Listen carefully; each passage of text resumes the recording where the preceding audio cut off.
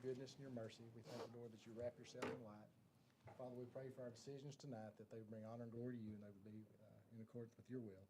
We pray your blessing upon this great nation, upon this state, and upon this city and county. In Christ's name we pray. Amen. Amen. I pledge allegiance to the flag of the United States of America and to the republic for which it stands, one nation, under God, indivisible, with liberty and justice for all.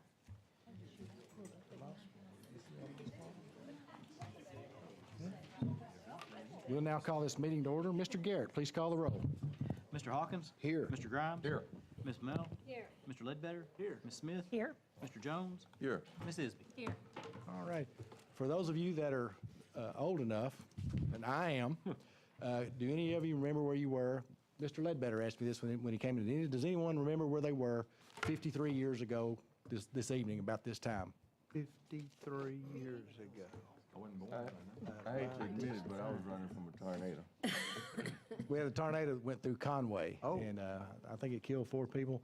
I think I was about 6 or 7 years old, and we ended up in the courthouse. We were the first folks there, but that was a busy night in Conway. I was just a child, but I do remember it, and it left a lasting impression. You should have received copies of the March 27th, 2018 City Council minutes. Any corrections or changes? Make a motion for approval as submitted. Second. We have a motion and a second to approve as submitted. Any further discussion? All in favor say aye. Aye. Any opposed? 7-0. And I'd like to break for just a second. Ladies, we got somebody else coming in. What is Come on up, ladies. Just in time. Just in time. They wouldn't sit down, didn't you tell them get on? As you all know, we talk a lot in here about the job that our dispatchers do, how it really is one of the toughest jobs in the city. Bring them up there, come on It's up one of the toughest jobs in the city. there. Come on all the way up. These folks can go from telling someone how to do CPR on a loved one to getting chewed out because somebody's trash didn't get picked up. So, and that's the truth. It's a tough job, and I appreciate the job that each of you do every day. Anyway, this is National Telecommunicators Week in the U.S. Let me get my glasses for that. That's okay. Proclamation. Whereas public safety telecommunicators are critical to our city's emergency response as homeland security services, dispatching law enforcement, ambulance, fire, and other emergency responders 24 hours a day, 7 days a week. And whereas telecommunicators professionals are the anonymous voice on the telephone line. Thank you, Mr. They are a vital part of the first responder team. And whereas we depend on public safety telecommunicators to assist our families and friends in emergency by notifying and guiding emergency personnel promptly, clearly, calmly, and whereas the work of these unseen first responders is invaluable in emergency situations, and each of these dedicated men and women deserves our heartfelt appreciation. And whereas our community joins with other cities and towns to honor all public safety telecommunicators. Now therefore, I, Mark Castleberry, Mayor of Conway, Arkansas, do hereby proclaim the week of April 8th to 14th, 2018 as National Public Safety Telecommunicators Week. And I got tickled because I was visiting these ladies, and I told them, I said, if you would put a blindfold over me and let me hear your voice, I could identify you. But I hardly ever got to see their face in all the years they've been with the city. And Mark, you know their voices, don't you? Yes. You do. Anyway, would you please introduce yourselves, ladies? I'm Gresham Brown Grayson. I'm the training coordinator. I've been there for 10 years. I'm Angie Simpson. I'm working my 12th year, and I'm dispatcher on the port. And I've been there. I'm Roxanne Bates, and I'm a lead telecommunicator, and I've been there for 6 years. Right. They do a great job.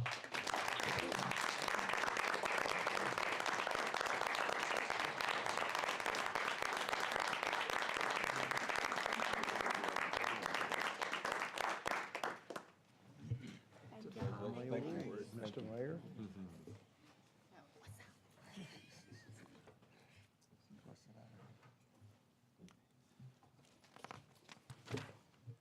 Next, we have the report of our standing committees.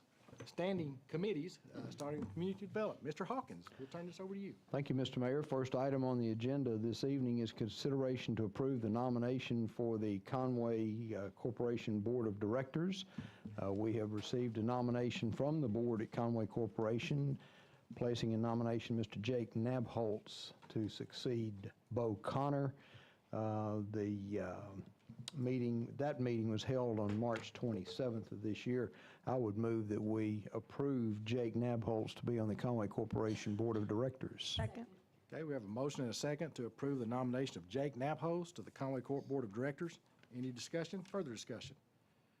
Mr. Garrett. All in favor, say aye. Aye. All opposed? Passes 7-0. Mr. Hawkins. Next item, Mr. Mayor, is as part of the Pine Tree Revitalization Project being undertaken through the Community Development Block Grant Program in the Pine Street neighborhood. The City of Conway has awarded the engineering design work to Craft and Toll to provide civil engineering and survey services for the design of the second phase of half-street improvements along Sebin Morgan Road. And Kiara, hi. Hi, how are y'all? Good, how are you? What can you tell us? So this is a contract from Crafton and Toll to, for the Sebin Morgan improvements from Lincoln to Egram in front of the Agape Church. It's also including the design costs for this. I make a motion, we approve this agreement. Second. We have a motion and a second to approve this contract with Craft and Toll Associates. Any further discussion? Mr. Garrett. All those in favor, say aye. Aye. All opposed? 7-0. Thank you, Kiera.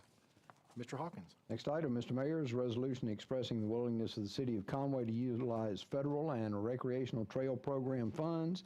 And Ms. Candy, I'm going to let you tell us a little bit about this, please.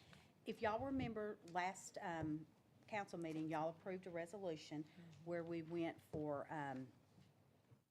TAP funding through the Arkansas DOT. Well, in the meantime, we were going to go through recreational trail funding for the mountain bike park that we're planning on doing out at the Blaney Hill, and we're not ready yet. We've got some issues. We got to deal with some environmentals, some cost estimates and stuff like that. So the highway department suggested to me that we go and do the Stone Dam Creek Trail Phase 1, same thing, go 2 sources. We can submit 2 applications and they'll be seen by 2 different committees, which likely makes our chances of getting funded a lot better. So tonight, this one is on the recreational trails program. There's 2 programs at the highway department, and we're submitting the same application, a little different, because they may word it a little different, for the same project. Okay. So nothing changes on the amount, the 20%, nothing. This is just 2 different chances to get funded. I make a motion for adoption of the resolution. Second. We have a motion and a second to adopt this resolution. Any further discussion? Mr. Garrett. This will be Resolution R 1812. All in favor, say aye. Aye. All opposed? 7-0. Thank you, Candy. Mr. Hawkins. Next item, Mr. Mayor, is the City of Conway Street Department's got immediate need for some storm drainage inspection cameras, and since Mr. Vincent is not coming forward, Ms. Bryce, hi, how are you? I bet you put this out to bid, didn't you? And Maybe. before, That's right. No, before Jamie starts. Not exactly. Come on. This is something Finley and I had been talking about. We tried using the fire department's robot with their camera on there, but it just doesn't do well in some of the drains, and especially some of our areas under old downtown Conway here. When they did make a little entry there, they found the big green trash cans, the blue trash cans from sanitation and other things that had washed in there. So we're fixing to really start trying to concentrate on some drainage work in Conway, and Finley felt like this was probably a good thing. Now, I'm sorry, Jamie. No, thank you very much. I wanted to take the heat on that because Thank you. I do want to say that the next 2 items on the agenda are specialty equipment. It's equipment that's high in demand, there's very little supply out there, so we did not feel like we could get a good bid. They did obtain quotes for us to make sure that we were within reason on our prices, and we're asking you to use these procurement co-ops for these. So moved. Second. we have a motion and a second to approve the purchase of a storm drainage inspection camera. Any further discussion? Mr. Garrett. All those in favor, say aye. Aye. All opposed? 7-0. Thank you. Thank you, Jamie. Mr. Hawkins. And as Jamie has said, there's another item here that she wants to talk about, and this has to do with coordination of streetlights. Yes, right now, we're having issues with our streetlights. There's 60% of them are not communicating with each other, which we think is a big deal in an emergency. Again, this is specialty equipment. There's a high demand for this and low supply. The vendor that we've listed was the only vendor that was able to get us the quantity that we needed in the time period. And their price was actually lower than the other two quotes, so we were comfortable with this. So moved. Second. Okay, we have a motion and a second to approve the purchase of the traffic light switches for street and engineering. Any further discussion? Mr. Garrett? All those in favor say aye. Aye. All opposed? 7-0. Thank you, Jamie. Mr. Hawkins? Next item, Mr. Mayor, has to do with the Historic District, and March 16th, the commission reviewed a certificate of appropriateness request from Eric Bryan at 1704 Mill Street.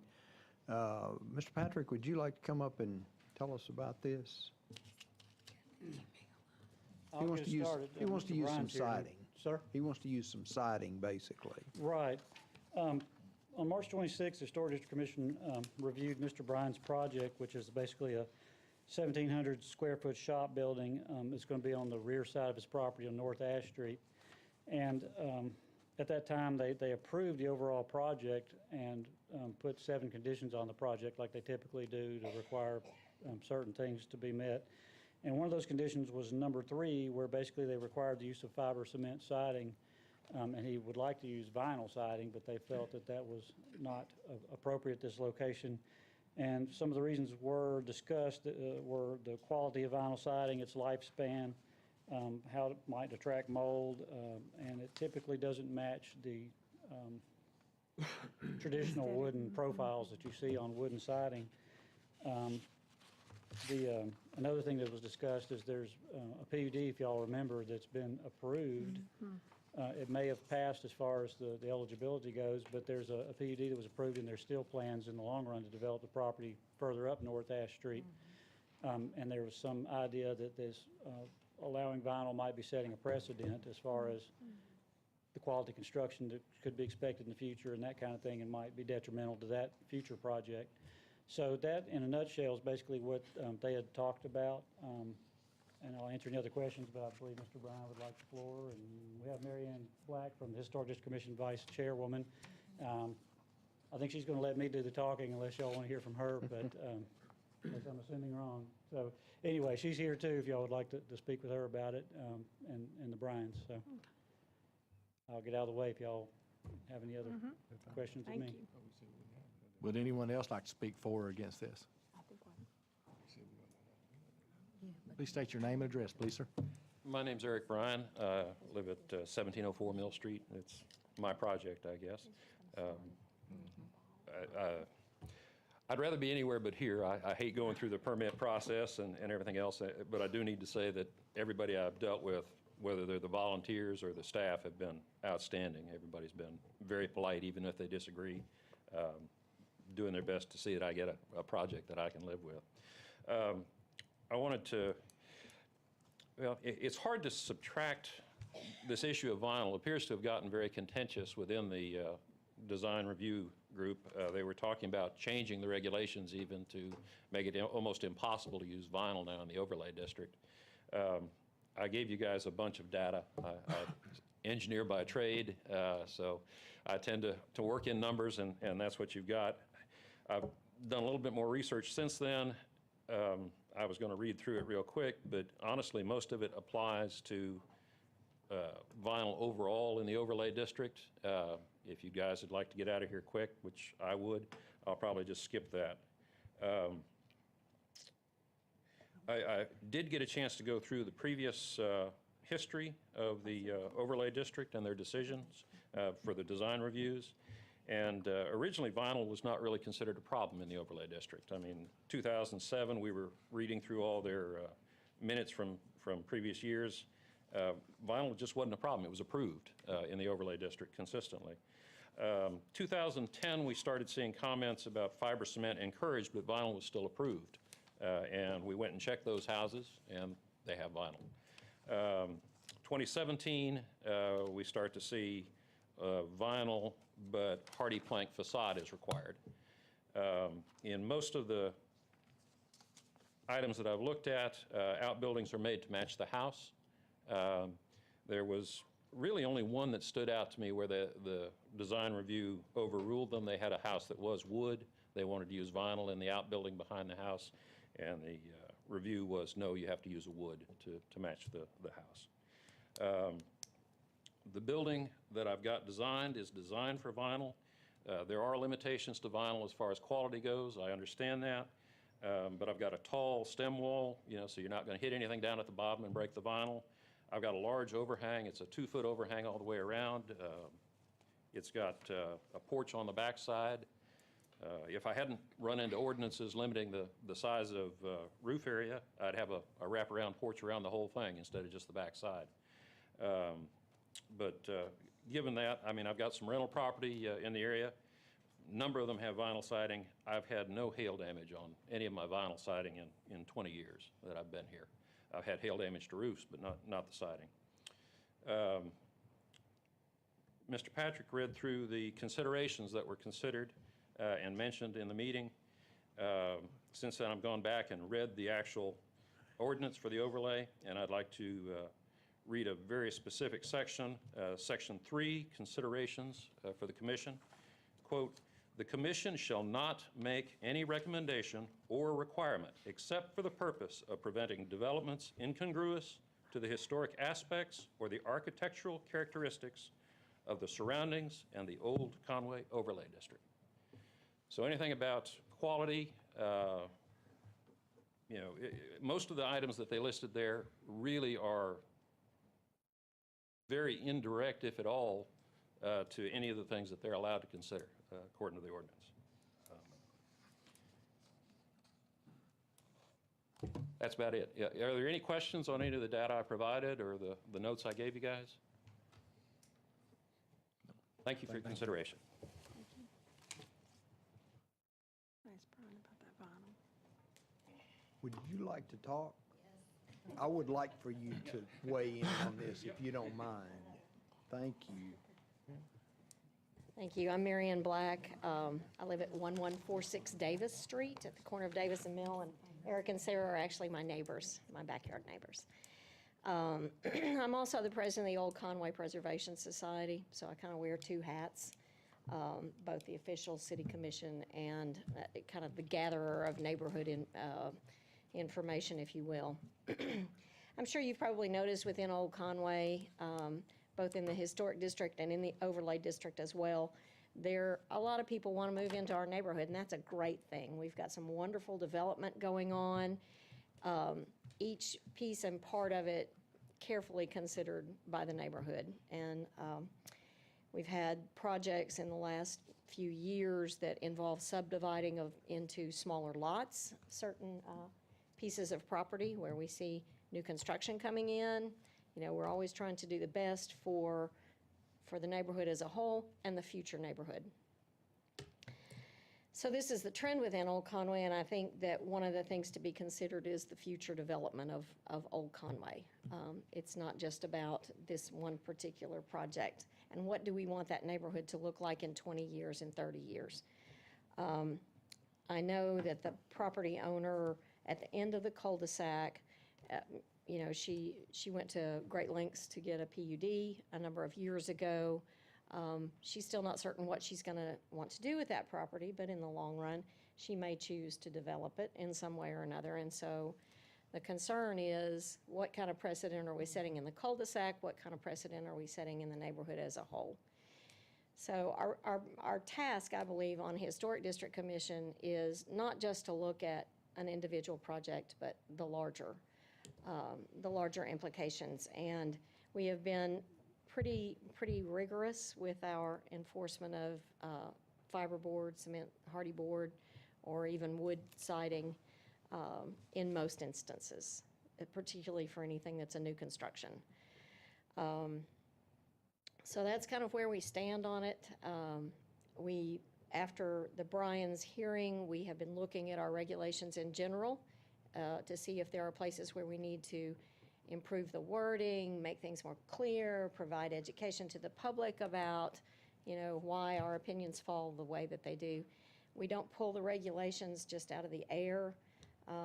They, by and large, come from standard of practice in other communities and from the National Park Service. So, it's not like we're, just inventing these things. So those are kind of the two different perspectives, I think, that the HDC brought. Those are some of the things that I'm hearing from the neighborhood in general. So just wanted to throw that out there for your consideration. Thank you. Thank you, Mary Ann. I got a question for you, Brian. I was over there today near the lot that they're wanting to build this structure on. You can see vinyl siding on apartments back to the north and then some houses to the east and west. Were they grandfathered in or? Yeah, a great many of those structures in there were done. The historic district, or the old Conway overlay, wasn't established till late 2006, really started full motion 2007, somewhere in that range. So anything built prior there was getting no review as far as the construction materials and design and that kind of thing. So yeah, a large part of that you're seeing was likely built prior to that time.